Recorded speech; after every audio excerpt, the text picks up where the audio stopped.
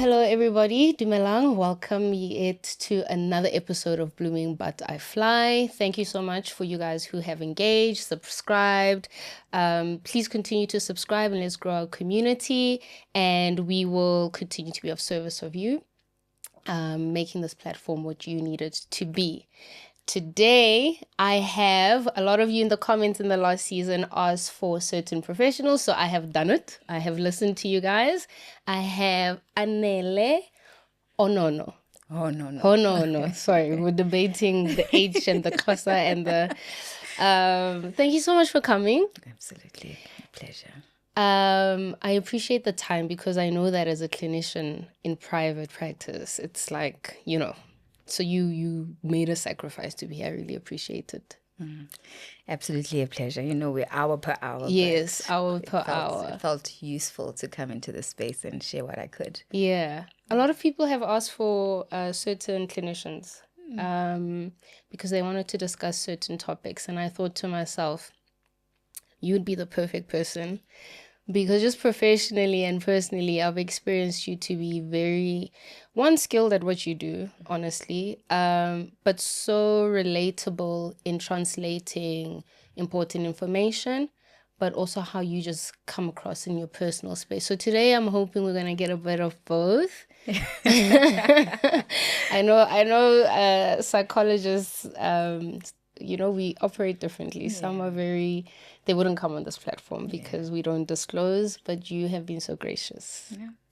Yeah. The boundaries thing is always a question, but I mean, new thing, new age. So we try out and move as the spaces shift so that people get to know what we do and hopefully engage more with what we offer. Yeah. Right? Because underneath all of it, we're human. Yeah. And that's what I'm hoping today's space will be. It's just a conversation between two humans, two clinicians. Yeah. So let me introduce you properly. Anele is a clinical psychologist as well as a clinical psychologist in private practice. You previously worked in the government space for many, many years. You have over a decade of experience now. And you are also a wife. Yes, I have to. There's layers, right, of who you are. Absolutely. Yeah. So, for those of us who are curious about the person behind the person, who is Anele? Where does she come from? Where did she grow up? And how is she shaped into the woman that I'm speaking to today? That's an interesting question, right? Into the deep end. Well, I suppose it's always easy to say the more superficial stuff. I'm a clinical psychologist, like you've said, worked for many years in this space, and obviously that's often the main role that people will get to know me outside of my personal family.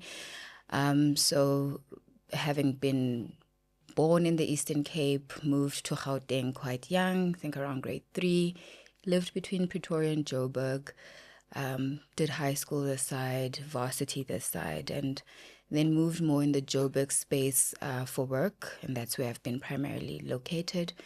So that's kind of where I'm from. I think my roots still remain very much around going back to the Eastern Cape. A lot of my family is still there. So again, a lot of my identity in the spaces I try and move and think in are thinking around myself as a Black woman, Black woman from not so privileged background, and then the generational change of moving into a bit of privilege in terms of our career, the financial flexibility it allows us. So almost as I grow in the space, especially coming into private practice, which often offers more financial flexibility than state does, finding myself and how I position myself in identifying and acknowledging my privilege, but also acknowledging some things that are still quite, I wouldn't say disadvantages, but I suppose things we acknowledge, like it hasn't always been easy for therapists of color to get a certain type of client and not almost feel like you have to perform to get that acknowledgement that you're competent, you're able, even as a therapist of color, that doesn't make you less than. So that's been a lot of what I've been navigating in the past 2.5 years that I've been in full-time private practice. But I'm a mom to step kids, that's what they call them formally, but they're my kids. And I'm a sister, very involved with my family, and I'm a wife to my husband, and a friend. Yeah. I think very privileged to have a lot of therapist friends, which are very unique type of friends to have. Yeah. But those are like my friendship relationships, especially with people in the field, have been an important part of who I am and how I reflect on myself as I grow as therapist and as individual. That's beautiful. To me personally, I don't think I've ever said this to you, but you've been a mentor from a distance. I think you're one of the Black female clinical psychologists I've always looked up to.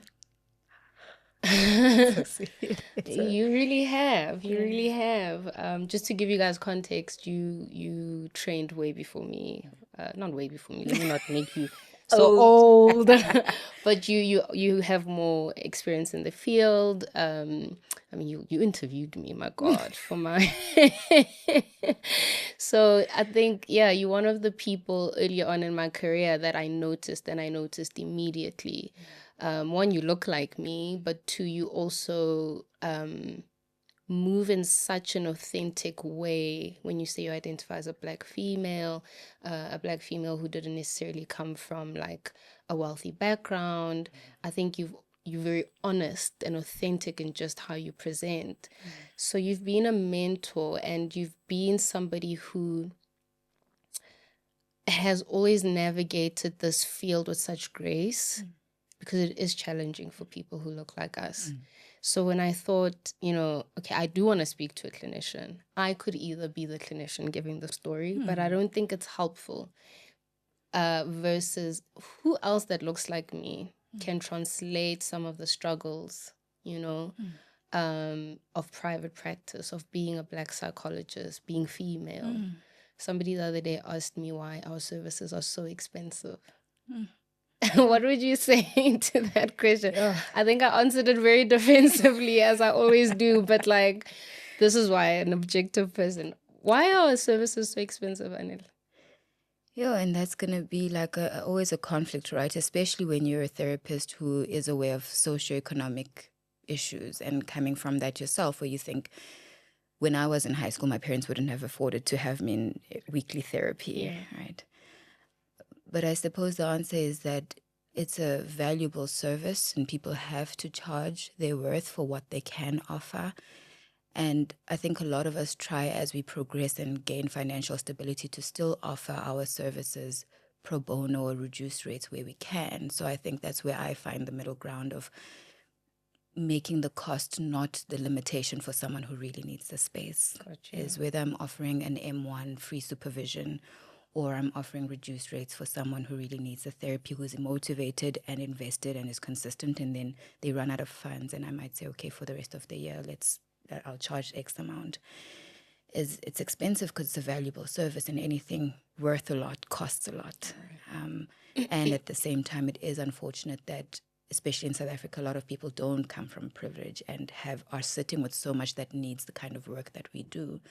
So I suppose we try and bridge the gap. And there are spaces that do try and do that, like different clinics that offer reduced rate services, and we refer people there in hopes that they can get at least some of what they're needing, even if it's not going to meet kind of the long-term therapy space that they might need. But, some of something is sometimes better than nothing. So we do what we can, but we've studied how many years together? Yeah. 7 years, some of us more, if there were any kind of scenic route methods we had to get there, like our thesis not being done on time. So, 7 years is a huge time we've invested to get to where we are, and we have to benefit from that investment that we've made of our time as well, and gain financially, because that financial stability is essential for me to be able to still function in my private space, pay my rent, pay my bills. You articulated it way better than me. So easy to get defensive, right? I was very defensive. Because you don't ask a guy why you charge so much, and we work with people, so it sometimes feels like a lot feels more negotiable in our spaces. But if a gynae says, I charge X amount, you're like, I need the service, I'm going to pay it. You know what I mean? Or if an accountant or a lawyer or consultant is like, it's not questioned. And I think I get defensive, and I need to learn I need to find my words and my emotional regulation around this question. But I think it's triggering. Yeah. Because I find that our job, what we do in the room, is hard to articulate. Yeah. It's something you have to explain. It's hard to articulate. And so for many, many years we get asked this question, and then you know what it takes. So my defensive answer was Let me hear it. it's in the episode, but my defensive answer was, why not? When everything that deals with a human life starts with the mental. Yeah. So why would you diminish that when you yourself are coming to me because you're not functional, but you want me to reduce my facilitation of your life is what we're doing, right? Yeah. And then if I think about the cost of the studies of 7+ years, very few, and it's not 7 years, it's 7 years to practice, but to be in a medical field or mental health field, we are required to continue studying. We're in a science. Ongoing. It's ongoing. We will never ever, because the research of humanity and development 10 years ago isn't what we're experiencing today, and modalities.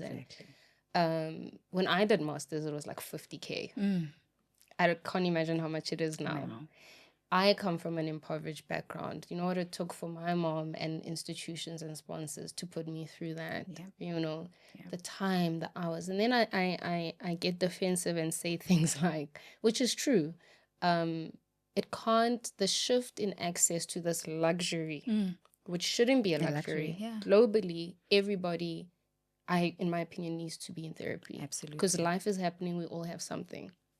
But often I find the question gets geared to a solution that is individualized to the clinician versus a top-down, you know? Yeah. A lot of us don't get positions in state because they are frozen because of funding, because of corruption. Systemic issues. You know, so when you ask that question, oh, why are you guys so expensive? It's like, I'm the solution. Yeah, that I must fix a systemic problem. So that was my defensive answer. But I'm always curious how other people look at it. Yeah. Because it is, in our country, problematic. Like, people need access. Yeah. I'm not sure what's going to happen with the NHI as well coming in and, you know? Yeah. And it's so hard not to feel so anxious, especially when you've kind of worked in the public sector space where the NHI is going to be very reliant on the systems working well. Where and previously wasn't. See the kind of stuff that have happened, and you think, like, it makes me scared. Yeah. It makes me think, are we going to have other life Esidimenis where people are really needing a specific service, and just the running of things is not how it should be, and then people fall through the cracks, and people really needing help end up, you know, in the worst case in our field, dead. So it's scary.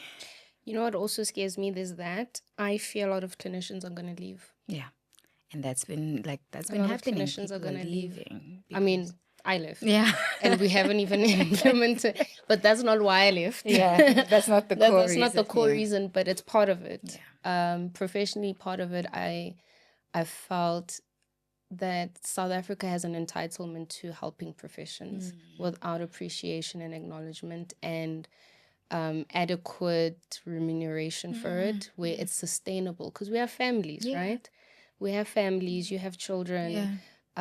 It's not moving economically on par with what is, you know, and I think it's just the entitlement as a society we have when it comes to all helping professionals. Absolutely. We must. It's your gift, it's your purpose, and anybody who does purpose work maybe can relate to this demand or entitlement. Or how would you put it? Do you think it's entitlement? What is it? I think somewhat a bit entitlement and a bit unreasonable expectation is people not being able to reflect and think for the other, mentalize for the other. Because, right, if you're a therapist who doesn't offer reduced rates, you're selfish, you're stingy, and you can get it because it's such a desperate need, right? But it's like, we have expenses, we have families to take care of. You don't care enough. And then there's colleagues whom sometimes, because some might be from a privileged background where they do have family support or generational wealth maybe that they have, do offer more, do give more reduced rate sessions, do offer their services for free in different spaces where they have that liberty, but we're not going to put out paychecks and bills and expenses. So I think that idea that from a global stance in South Africa, a lot has to shift so that we can then have the flexibility to offer more to those who aren't entitled but in desperate need and can't meet that need because of financial restraints. Because I think another thing to consider, like, I mean, when I finished my ComServe, I really genuinely did not want to go into private practice. One, it scared me. I had no interest. And I really did enjoy my government work, right? Because I was accessing people that I'm very passionate about. And if you're paying attention to this podcast, the people look like me. You know what I mean? And I just own that. Yeah. I'm starting where I come from. Yeah. And if I was funded, I probably would have stayed there much longer and probably would have taken longer to even come into a private space. And that's just not the case. Yeah, it's not.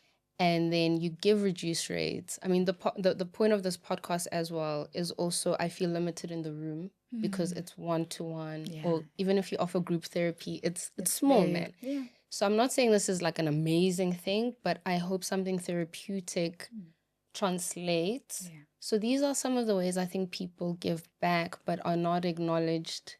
Right.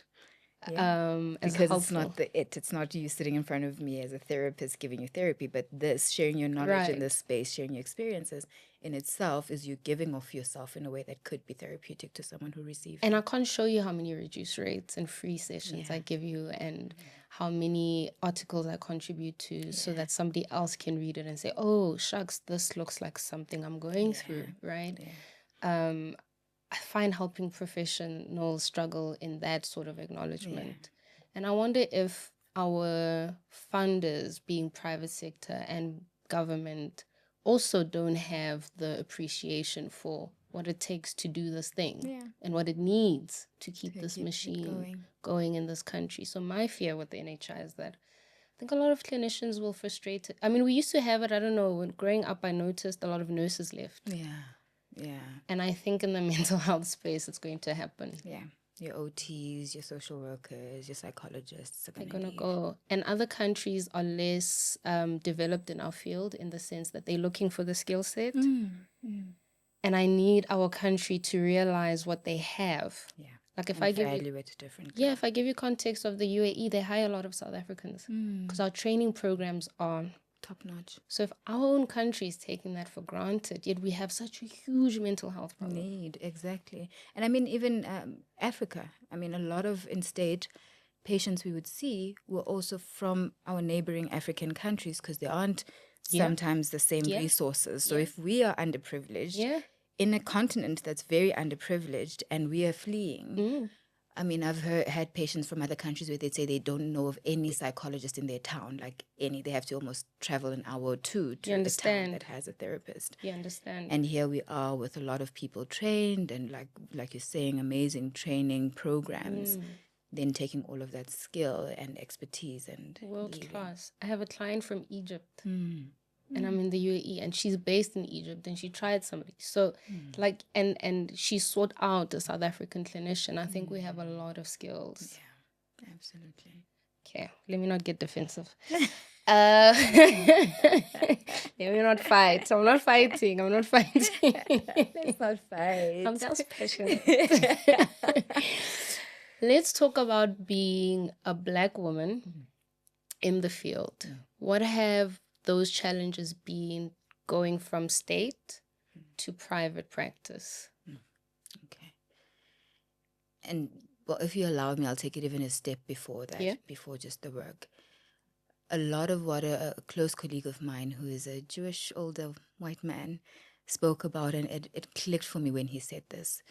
As a Black child growing up, even things like expressing your feelings to your parents, challenging certain things, setting boundaries, was not something that was very commonplace. And we talked about how even learning, like going to a university and then even doing postgrad, and especially postgrad because the class is narrow, right? You become one of 12 in a class. And realizing I'd always found learning so anxiety provoking, and I couldn't pinpoint why it was, because I'd perform well academically, like I'd get the marks, but in the space, like learning didn't feel like a nice, curious space. It always felt threatening in some way. And he articulated it so well for me, as you know, through many conversations. And he said, if you've never been given room growing up to have a voice, to ask questions, to have a differing opinion to the adults or whatever authority figure, you go into a learning space like varsity where suddenly you have to know how to do this.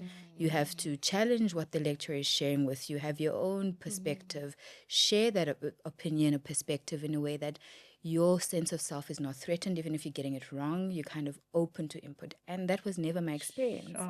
And I still see it creep up even now. Like if I'm invited to go give a talk or a workshop where that anxiety around good enoughness, around sharing my thoughts, my opinions, my trusting my mind is something that doesn't just come naturally. Relatable. And I think, oh, I just cringe. Like, who am I to even speak to these people? What am I even bringing? Despite the qualifications and all that's on paper. And it's taken a lot to say, as a Black child, you do have a voice. As a person who's grown up in a household where self-expression wasn't a thing, you can and actually are expected. That's the gift you bring to the different spaces, to the different people you meet.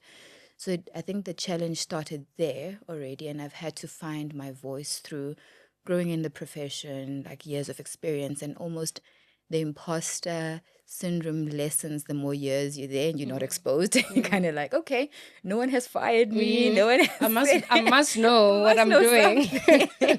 No one has said I'm the worst therapist they've ever seen. Or even if, you know, you do get those spaces where the patient doesn't feel like, you know, you're fit for them, you're fit for them, but you kind of count the numbers that if I've retained X amount, then I must be okay enough. The trickiness, though, moving into private practice has been in government. You have your things on paper, you qualify, you go in. And a lot of us, unfortunately, in the Joburg circuit of hospitals, it's a huge learning space for all of us professionally. And that's why I went into it. And that's why I would have wished to stay in it for much longer, is through case presentations, talking to colleagues. There's so much learning that happens on the job, and we continuously are developing. I trusted myself because I got in there in my own merits and I did amazing work, and with populations that really needed that service, that have tried everything else, don't have the finances to keep trying private and are in state. So almost where people are, say, desperate enough to really be open to what you have to offer, because they've tried many other things before that. And really being able to help people in meaningful ways, especially because I work with eating disorders. It's one of the few spaces in psychology where it's black and white. There's a pathology, there's boxes you can tick, and then progress looks a certain way. So it's very like, and I mean, as well with the support of other disciplines like dietetics, psychiatry, social work. But we do very concrete type work with eating disorders where you see where you found the patient on day one and where they are when they leave the program. And that just made you trust that you're doing something of value, something meaningful. You get into private and you're dealing with life problems that I suppose when you've seen the depth in that it can get to in private practice, in state, you kind of think, wow, it's a mind shift. Like I'm dealing with divorces, struggling to fit in like in social space. And you're like, it feels so much softer. And I actually felt like I'm conning people. Okay. Like, how do I make you pay when we've just been speaking about study methods? Like, it feels like I was in the trenches helping people kind of in their worst states of their life. And then you almost see the value you bring because you saw how they shifted during the time they were with you in the ward. And then here I am sitting with you week after week. We're talking about a relationship, or we're talking about study methods, or how to fit in with your peer group. And I think, how am I charging this person so much to talk about what feels like everyday life? It almost feels like a coffee date, but more formal. And then that imposter feeling came up quite a lot. It's like, why? But I suppose because now it's been 2.5 years, you then eventually see the value. You see the shift in thinking. You see the person's experience of life feeling like it's improving for them. And you think, okay, even at this level where it's not kind of the trenches and dire, it's still worth something. And that's a shift I had to have. Or the dire is different. It's a different type of dire. The dire is different, where actually it must be so significant, your friendship group. Or your study methods, that in your life, it's the stress, and you're not functioning to the highest level that you want to and should or could.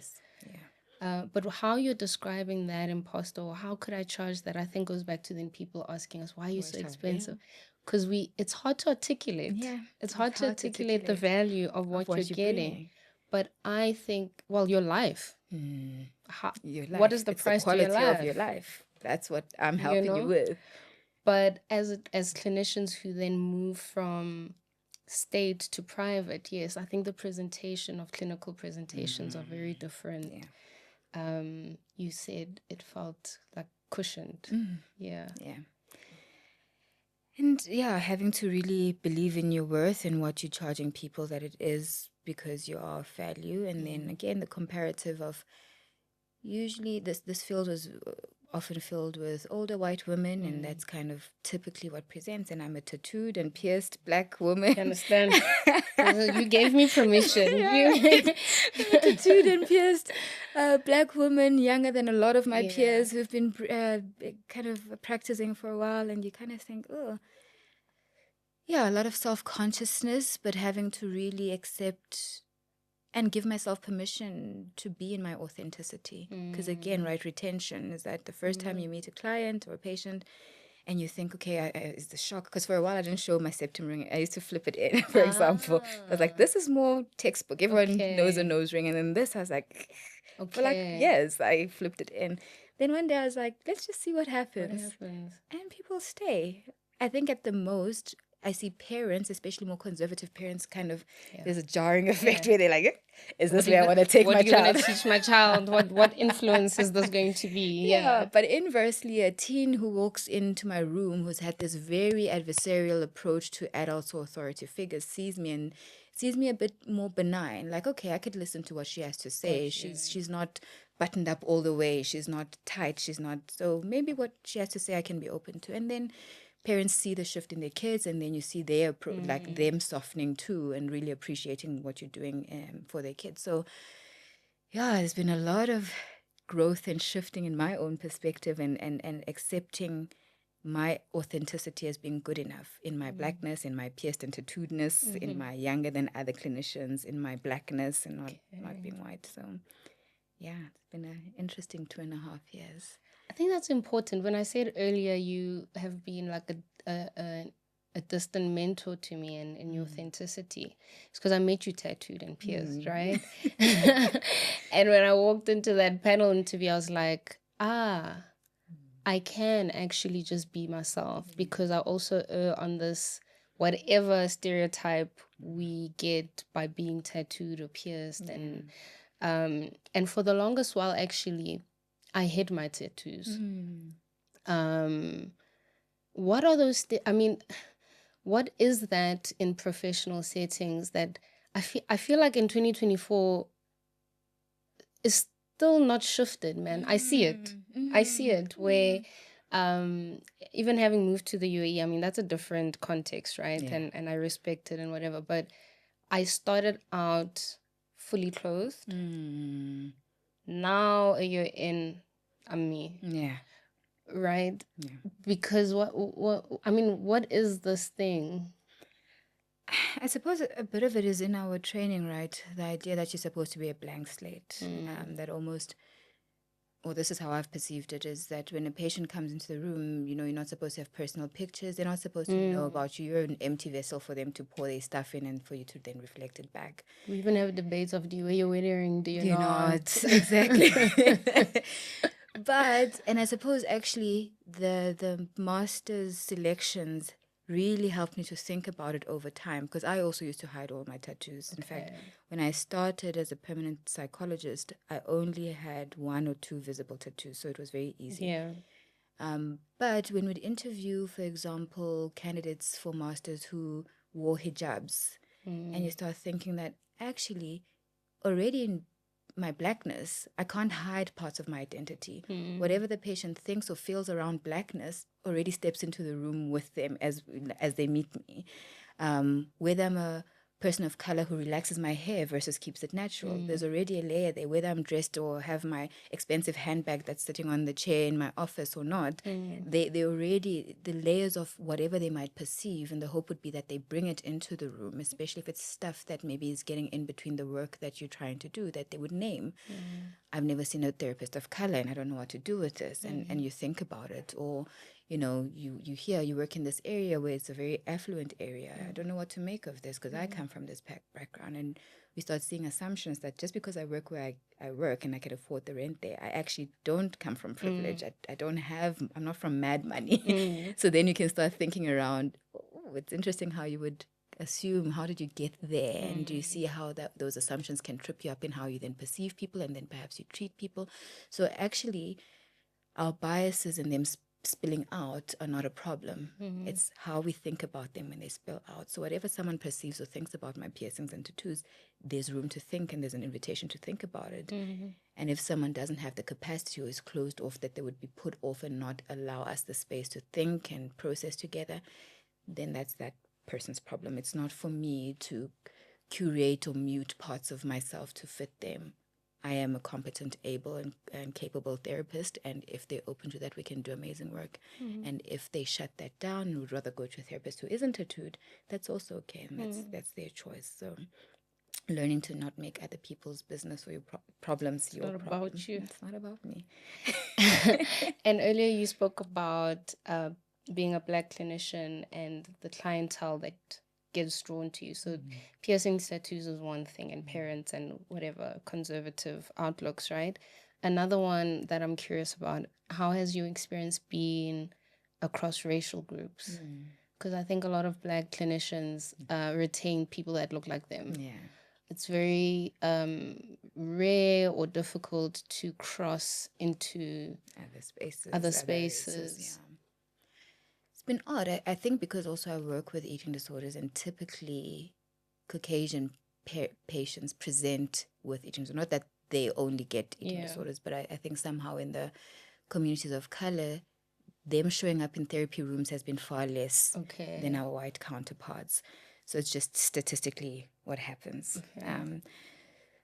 So it's almost like, I suppose my privilege in that is that I'm one of, like, let's say 5 or 6 therapists in Joburg who are known to work specifically with eating disorders, clinical psychologists. So by default, if you've tried 3 of the other ones and I'm like number 4 that you were given, people end up in my office because this niche part of the work that we do means if number 5 and 6 are also fully booked, you only have me. Got you. Got you. Okay. It's been a numbers game. But I suppose also a word of mouth thing, which has been interesting, that I think has kept my It's my practice is, I'd say 80% white. Okay. And then 20% the other races of color. Okay. So DreamStream, a place to create yourself. Record video, music, and podcast in our full-service studio. DreamStream, a place to create yourself. Record video, music, and podcast in our full-service studio. DreamStream, a place to create yourself.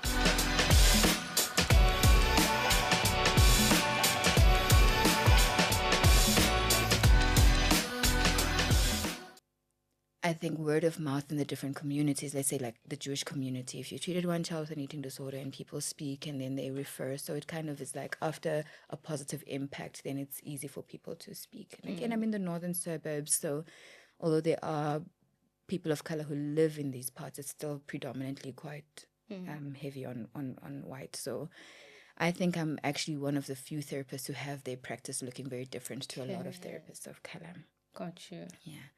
And it's been said to me that despite how open people have been to mental health work, working on themselves, very few people of color still present.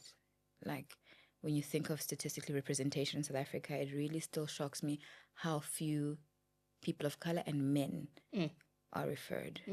And that's the stat I'm very curious about around what's not shifting fast enough for us, because it's not from a lack of stuff we need to work through. There's a lot that we have as a group of people and what we've been through.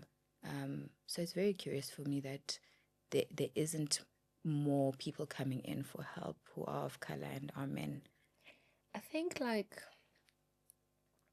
I was having a conversation about with somebody about the mental culture, particularly to South African men and Black men, that just feel stuck. Yeah. You know, in certain toxicity, like be it if we're talking GBV, if we're talking alcohol or substance use, if we're talking interpersonal relationships. I think there's shifts, but there's just something ingrained in the way of thinking and the patterns of thinking that I actually don't understand. I don't know what more needs to shift, because conversations are happening. More Black men are having conversations about the importance of not Black, but men's mental health. You know, I think there's more awareness. And platforms are also and platforms like are coming up, and groups, and you know, it's happening, but it also feels like it's not happening. Yeah, it feels superficially like we're just talking about it more, but it's not really happening. You know, more. And a friend of mine, a Black male, was saying he feels like we're creating superficial spaces where we say we're opening the room for men to come speak about their feelings, and then we attack them when they do.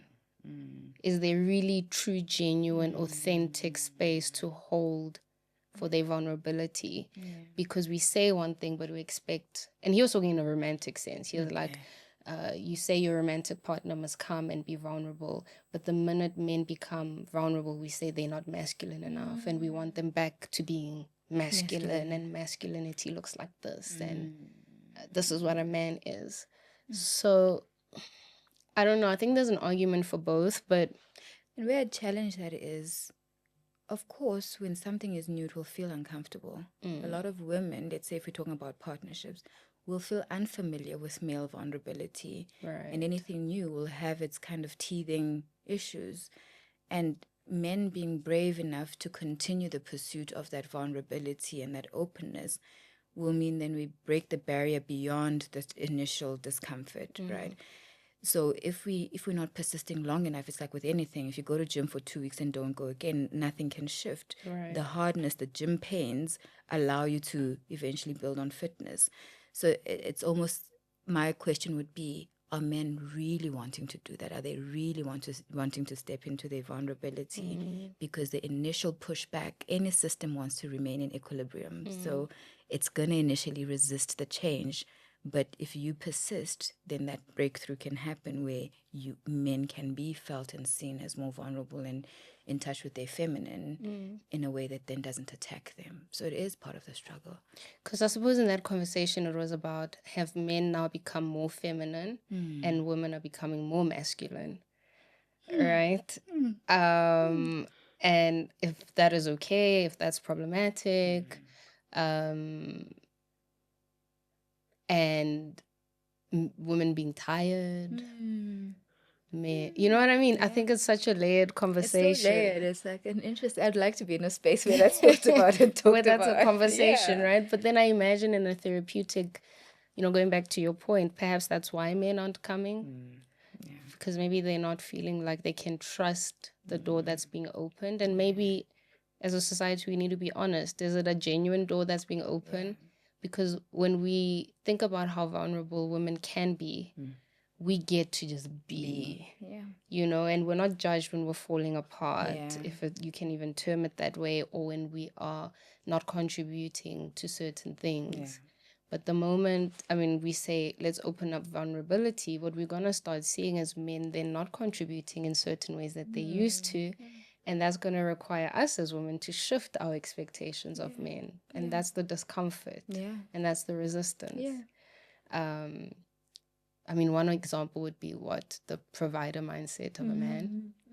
where now a large group of women actually don't want to be provided. Yeah. Like a lot of people are saying, hey, I I take it practice. back. Actually go and toil and I'll just sit at be home. the woman. I'll be feminine in the So, feminine. you know, so I think as a society we're confused maybe what we want. Yeah. And I mean, true. But I mean, if one way of working hasn't been working very well, if we look at things like GBV, like substance, there's enough evidence to say it's not working how it is. Another layer is like with race conversations in South Africa. That whole peace in our land, kumbaya, we're all one. Great sentiment. I get it. And I think maybe we needed a bit of that after everything we had been through as a country. But when we see race things still spilling into spaces quite heavily, it then reminds us we bypassed something. We bypassed the discomfort of having very meaningful conversations over years because the damage wasn't done over a short period. Yeah. So we might have to step on each other's toes for a few years and really find each other meaningfully where we're not pretending and then these things slip up, but we can actually meet each other authentically in a meaningful way. And that's a lot of the spaces, group spaces I'm in is intergenerational trauma spaces where white therapists and therapists of color sit together and sometimes we trample on each other's toes. We say stuff and we're like, hey, okay. Yeah. Or you see parts of your colleague where you're like, I didn't think you thought in that way. Yeah. And being able to come back next group and say, that's how that left me feeling, or that's what I thought after. And being able to repair and say, not my intention, but I can hear the impact and how do we work through it. Dreamstream, a place to create yourself. Record video, music, and podcast in our full-service studio. Dreamstream, a place to create yourself. Record video, music, and podcast in our full-service studio. Dreamstream, a place to create yourself.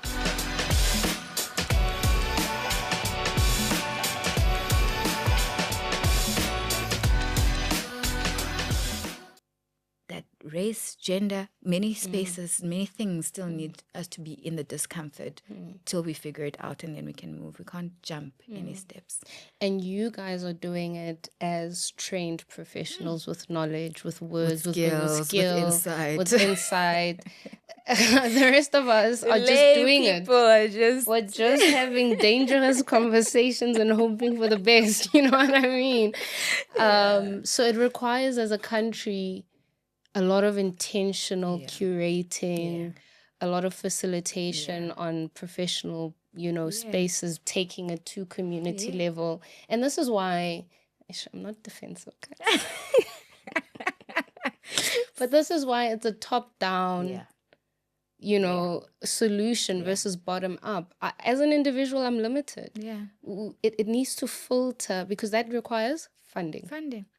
That You know what I mean? Because people who facilitate those spaces. How am I facilitating it when I'm worried about COJ and covering that bill? Covering that. Yeah, petrol. and petrol. Bread.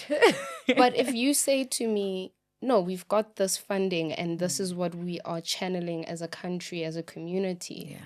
I think a lot of clinicians would buy into that. Yeah, people don't go into helping professionals because they don't care. Yeah. Actually, Part of the core it's thing is hard that you care. to do this job Exactly. or to be a social worker. Do you know what it takes From you as an individual and what you're having to commit of yourself to decide to be in these professions. And you're still a person navigating the same life like the people you are helping. So, I think there's something there. Yeah. And I agree with that top down because we can all, let's say psychologists, say we'll give 2 hours of our time per week to run as many groups in schools and organizations.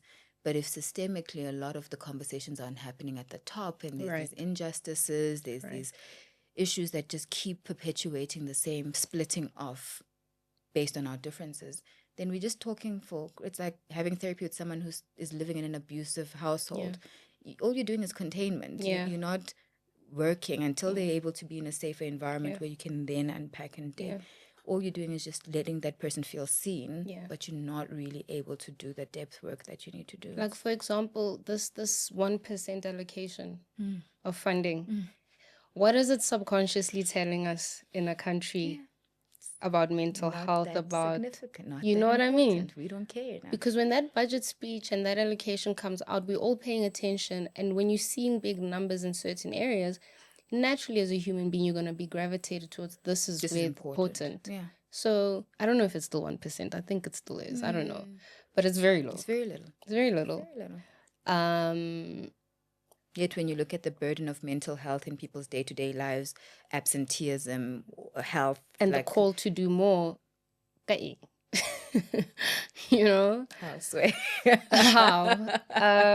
Okay, let's shift a bit. Why psychology? How do you get, how does this child from Eastern Cape that moves here get into psychology and then specifically get into an area where many clinicians will never go? Eating disorders, you could never pay Find me. you. Dead You in the could- lake. No, like I ran away immediately for TMI. That and substance use. I absolutely. I don't know how colleagues do substance. Ooh, I'm it like, is something. So psychology just happened on me. My parents, again, as parents of color, wanted me to do medicine. Okay. And I was like, as you hear more, being on call, the blood, the gore. I could see you as a doctor, actually. I see it. I could do things like gynecology. Yeah, I could see you. I don't know if I'd do the blood and stuff. In fact, anything out of control. I wouldn't be an emergency type doctor. And what scared me off was that when you start off, you have to do emergency room. I would see you as a gynae or Yeah. a surgeon of some sort. Yeah, I could do that. Controlled Yeah, chaos. I could see that. I can see that. So yeah, my parents were really set on me doing medicine, and I was like, hell to the no. But in our household, the policy was no gap years because Yeah. the thinking would be you just become a minister of home affairs that Yeah. doesn't want to do anything with your life. So I had to do something first year.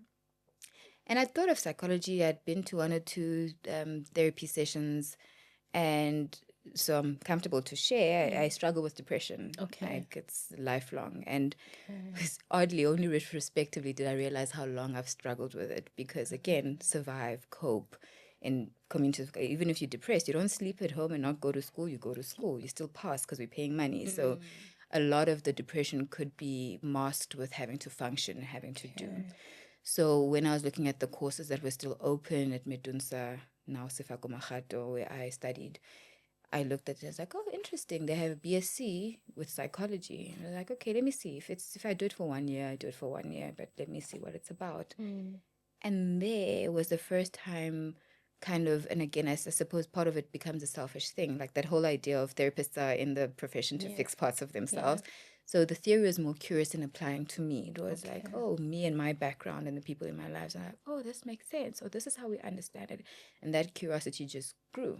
And so at the end of my undergrad, I could have either done postgrad biology or psychology. And I was like, let's do the psychology thing. The wounded healer came through. I was like, do more of this. Let's see where this takes us.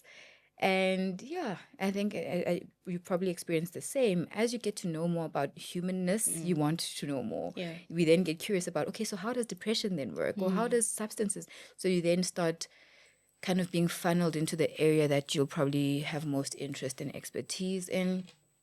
And EDs also, again, was just so happened on me. I wanted to come back to Tara because I mentioned hospital. It's okay.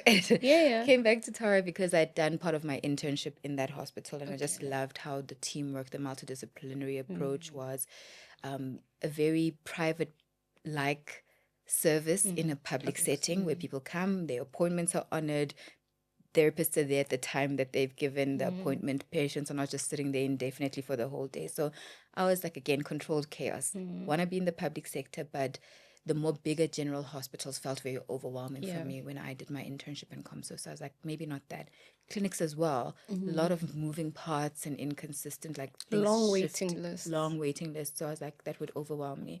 So that hospital specifically felt like it was contained chaos. Like there was structure, there was teamwork. So I wanted to go back there, and then the post that then was available at the time I'd finished my ComServe was on the eating disorder unit.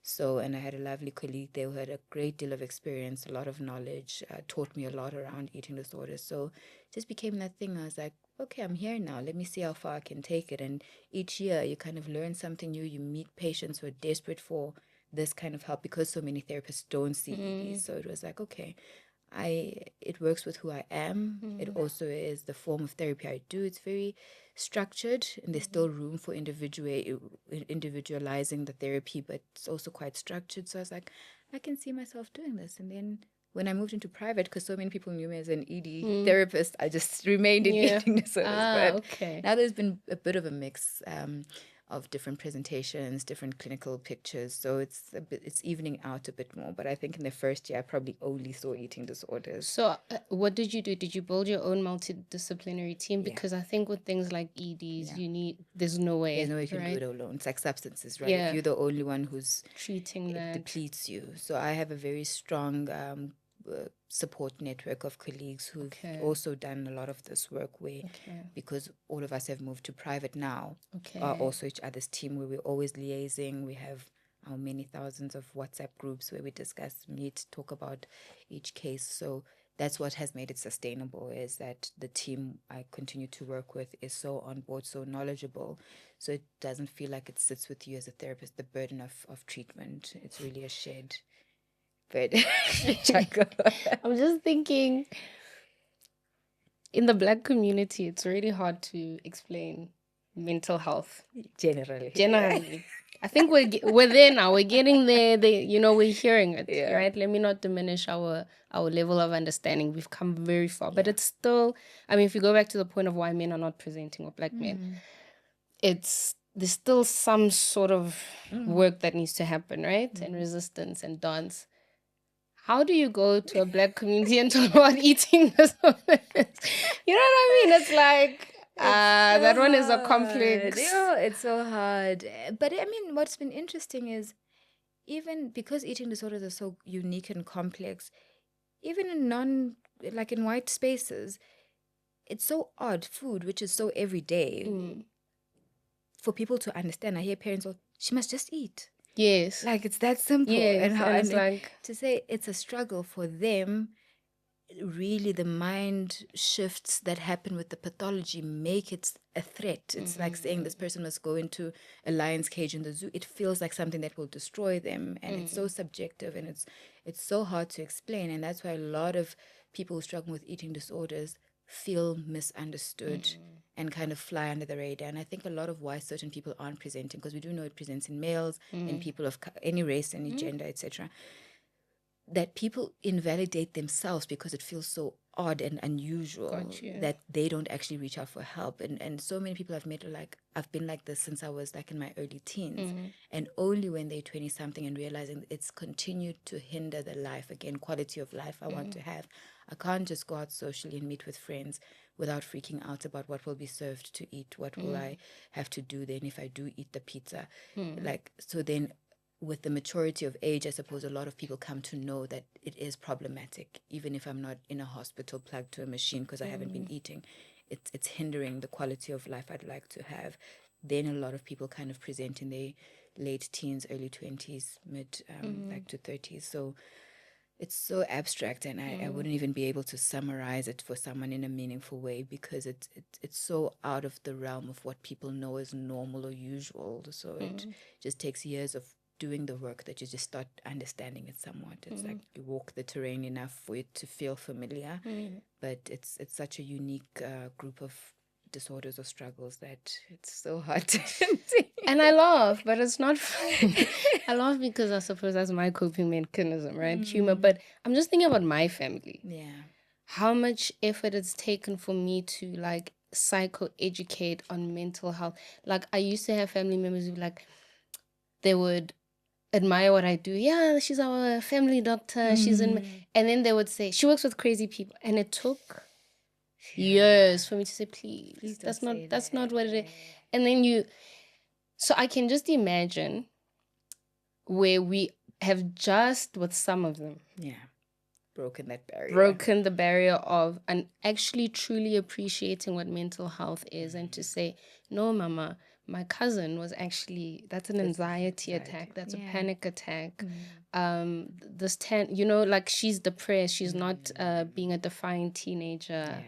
the cutting stuff, like you know, like explaining it to family members, and then I can just imagine with an eating disorder. It's like 10 times harder. You understand? How about loja? Like, and you know, when you explain, You know what? And I'm they just don't like, eat the whole day for many days, but can't they say they're sick? I'm like, you know, I think there's layers to mental health disorders where it becomes more challenging to explain. Eating disorders for me is one. And I'm talking about the community I know, right? Which would, and also let me not be narrow-minded about Black community. Yeah. The Black community I'm exposed to. Yeah. Before they come for me. Yeah, In the and they say, comment. not all Blacks are ignorant. No, Of course not. That's not what I'm Of saying. course not. But just from lived experiences and vicarious experiences, there's layers of understanding mental health disorders. For me, the challenge has been educating on eating disorders, substance as an addiction versus o rata fela bojwala, and that's it, and they can just stop. Yeah. No, it's an illness. Self-harm? Yeah. Yeah. That one, when you even go into personality disorders, I don't even, and we don't have language. What is a personality disorder? Closer therapist who's been doing that on her Instagram page, where she's trying to find create closer definitions for these different disorders, which I've been finding so interesting. Imagine borderline personality disorder, right? And then explaining the sense of emptiness. Yeah. In constant. You know, because... Or that all or nothing thinking. Or, you know? Yeah.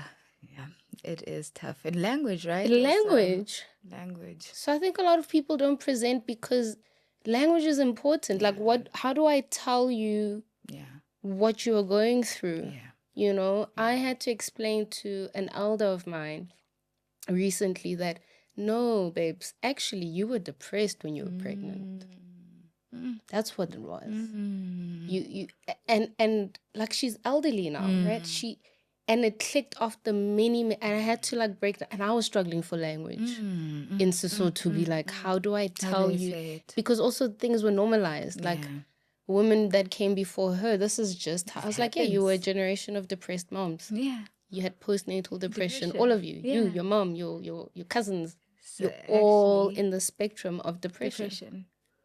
So I cannot imagine. And I'm like, that's why we're not even coming for Black people, because I was so shocked. It was 2017 when I was formally diagnosed with my depression. And I was like, I know the symptoms, but it's like, I know it here and when I'm meeting with you and I'm looking at your life, but because I've just survived, I've coped, I haven't had the type of depression that I just sleep in bed for the whole week and don't shop for work.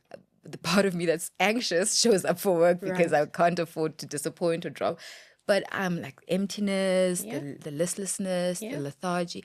And I'd be like, and when my doctor finally said it, was like, you meet the criteria for it. Like, wait a minute. Like, such a huge blind spot, right? Because again, I'd learned to look at depression in a certain lens, like the severe depressed, the can't bath for 5 days, and not in line with what I had been experiencing for so many years, which met full criteria from when I was like 12. And then for the first time in my late 20s, being on medication and feeling then the difference of what it feels to not feel depressed in my body. I was like, this is how people wake up. Like, do you know where my aha moment was? Yeah. I watched Diary of a CEO, the podcast. Yes. Where he interviewed Trevor Noah. And Trevor Noah was talking about his ADHD depression or symptoms of depression coming from his undiagnosed ADHD. And I was like, wow. Mind blowing. I was like, yes, right. That's what it is. So again, we're not saying people of color or Black people don't know of these things. It's again, even us as professionals, we kind of just have blind spots because we'll think of it in kind of a stereotypical way because of what we are exposed to. And then we kind of have to shift perspective when something new is presented. And that's why we continue with our CPD, our different courses that we still attend, because, you can never know enough. It's a consistent pursuit of knowing more and understanding more. And we've masked for survival. And then once research is evolving and you're learning to unmask, you're like, this is it.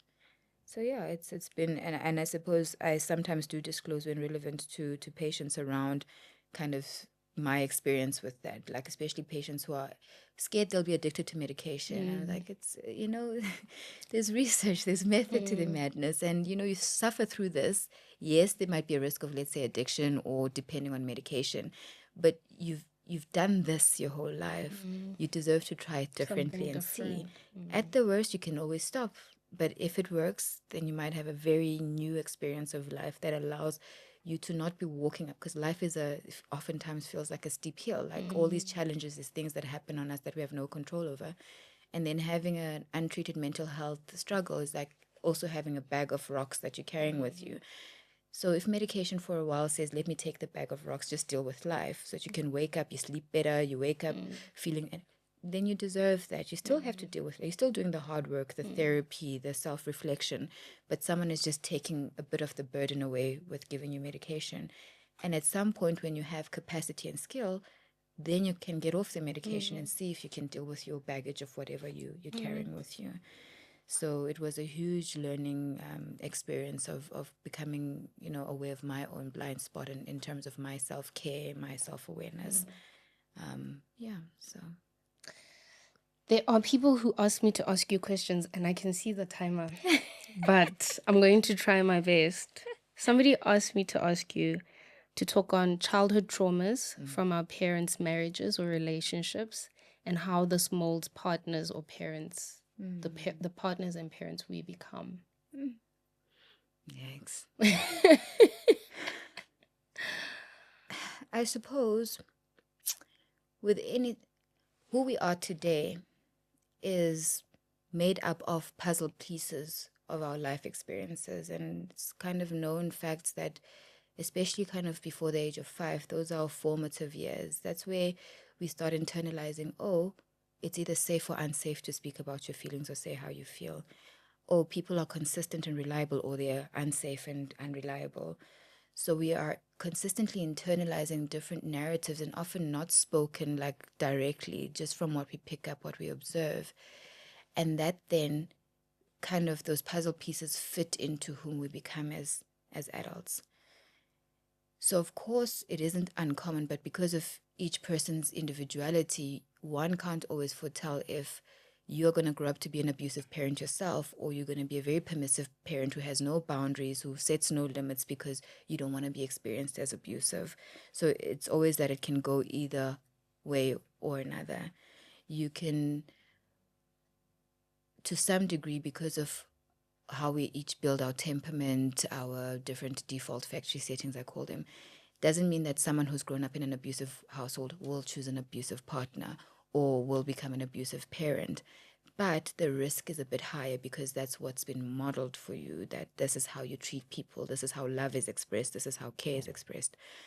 And so that's where, when we become adults, being honest with ourselves around our life experiences and processing them and thinking about what we've internalized from what we've been exposed to, and what we then intentionally choose to either repeat or not repeat.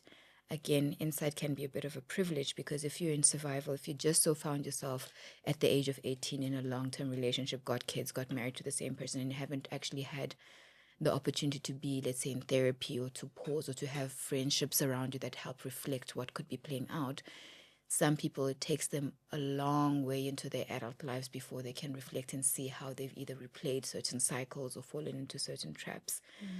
So I suppose there's always going to be a risk when we've grown up in less than ideal households. And less than ideal doesn't mean perfect. Right. Doesn't mean everything is provided for. Doesn't mean there's no conflict. It's good enough. Is that there's a good enough balance of some struggles, but some wholesome or holding experiences as well, that lets you be able to hold the good and badness of life, because that's the reality. And I think when you were saying earlier on that everyone should be in therapy, it's really not us trying to get money because this is the field we work in. It's because everything we've experienced, especially in our first 5 years, but ongoing until we become adults, is going to be internalized in some way. And if one has the reflexive capacity to see that this is what my experience has made me feel or think about the world, and I notice I do X, Y, and Z in response, and that X, Y, and Z that I do doesn't serve me, it either puts me in situations where I feel taken advantage of, mistreated, and I don't want that for myself anymore. I need to be more mindful around the partner I'm choosing. I need to be mindful about how I speak to my kids, even when I'm angry or upset about something they've done. So it takes a lot of insight and intentionality. And as humans, that can be quite hard. And that's why we have sounding boards in different shapes and forms. It could be a spiritual guidance person from your church. It could be a friend who's very authentic and honest with you and can reflect things they observe around how you manage things. It could be a therapist or a counselor of whatever. So it then becomes the person's responsibility to choose if they want to control the narrative of how they go into the rest of their lives or not. And that's where choices. I love how you articulate this. I'm going to push it a little bit. How volatile homes turn kids into bullies at school. I suppose it links to this first question. This question I just answered is if it is modeled that when you want something done, you don't express it with kindness, with gentleness. You attack, you threaten, you intimidate. Kids, because they don't have fully developed frontal lobes where they can discern right from wrong, where all of that executive functioning that we get to have as adults, they kind of in a very mirror-like way take what they're learning from home and think, if I want someone to do what I want, if I want them to play with me, if I want them to give me something I want, I see how, let's say, dad gets control or is feared and we do everything he wants at home.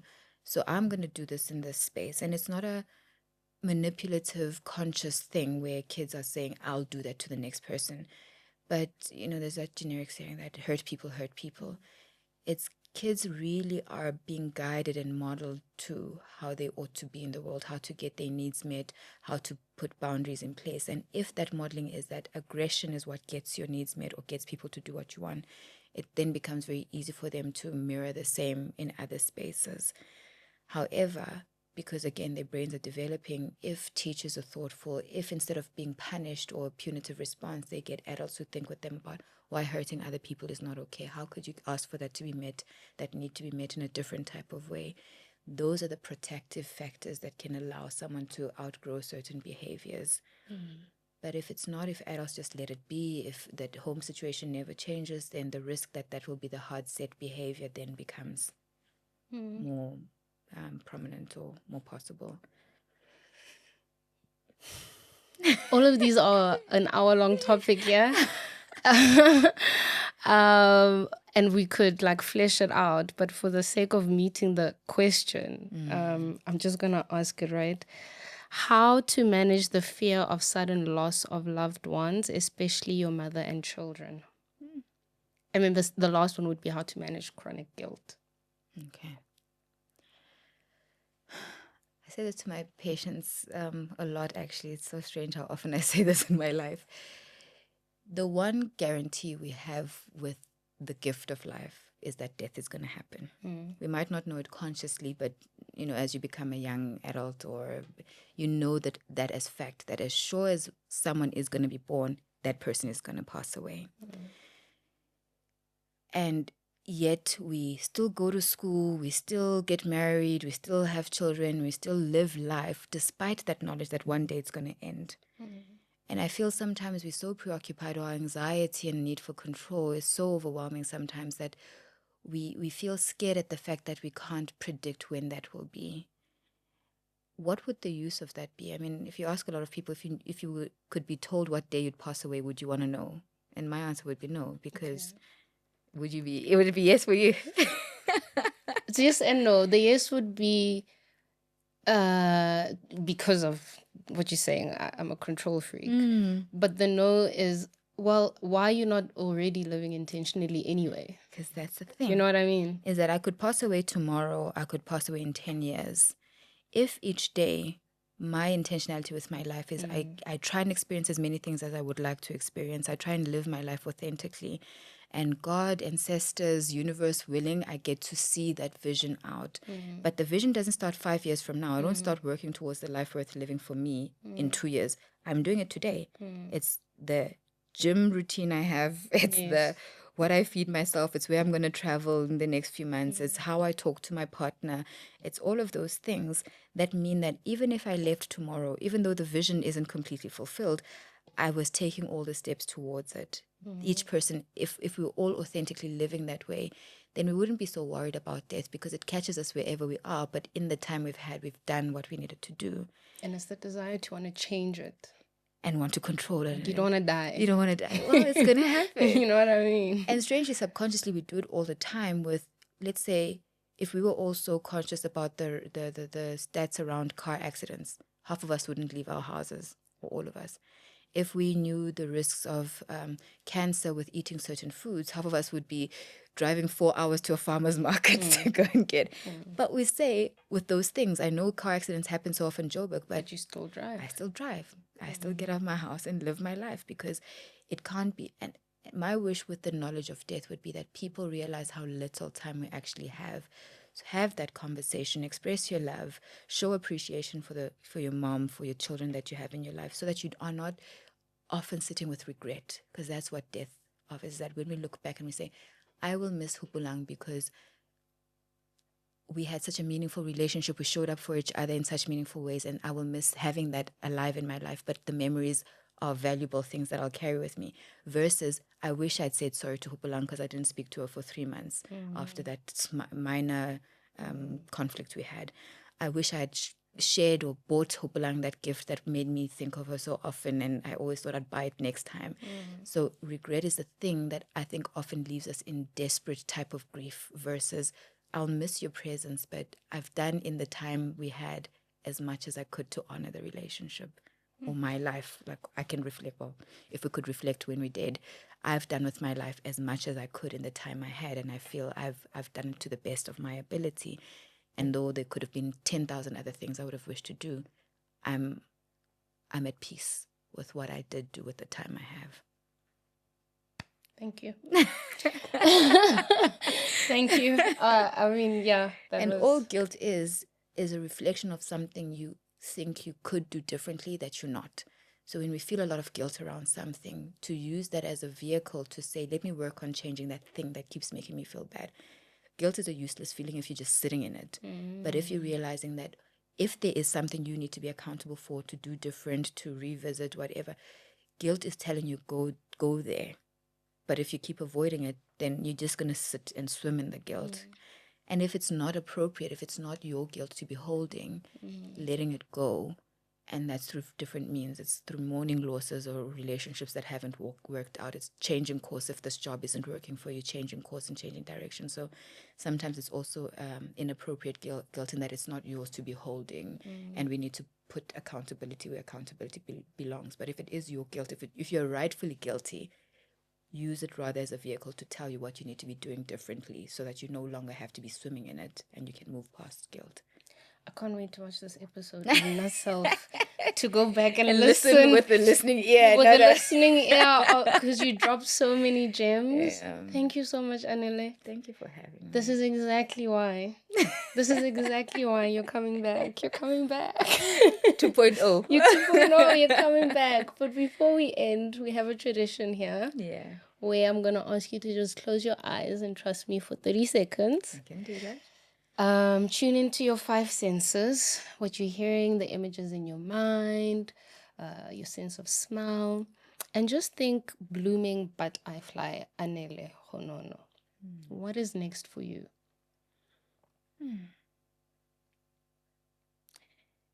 I suppose it feels like, because we've been speaking a lot about psychology in the career, is what stepping into new spaces that I haven't yet explored might look like for me.